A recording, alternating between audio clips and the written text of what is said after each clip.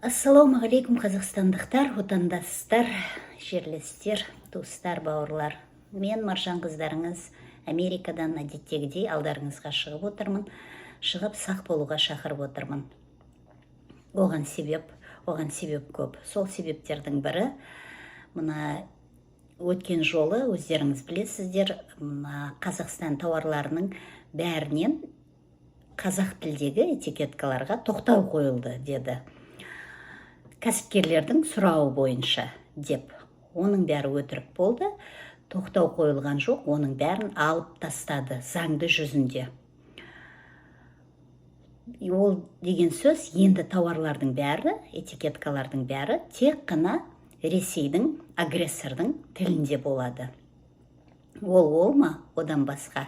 Мынау қазіргі Альжан Исмагулов деген қарабет біздің белсенділерді, біздің батырларымызды түрмеге қаматып жүрген қарабет бүгінгі таңда орыс тілін мемлекеттік тіл деңгейіне жеткізуге петицияда қол жинап жатыр.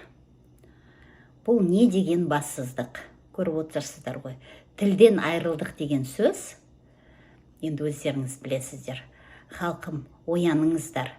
Сол үшін де бүгінгі таңда шаршамай, шалдықпай, бүкіл әлемге, бүкіл дүние жүзіне жария етіп айту керек. Біз ОДБК-дан шығамыз, Евразия одағынан шығамыз.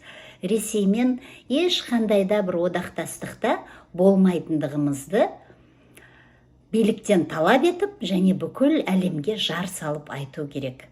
Халқым, мен политик емеспін, мен саясатқа жоқпын дегенді қою керек. Тілден айырылдық деген сөз бітті. Мынау ең соңғы мынау өзіміздегі қалып тұрған ешкім тілімізді кесе алмайды деп жүргенде, міне кескеннің көкесі енді келіп тұр. Сол үшін де халқым, айналайын, ояныңыздар, бірігіңіздер. Мына келе жатқан X күнін бірге жақындатайық. Өтінем сіздерден, бірігіңіздер. Алға Қазақстан!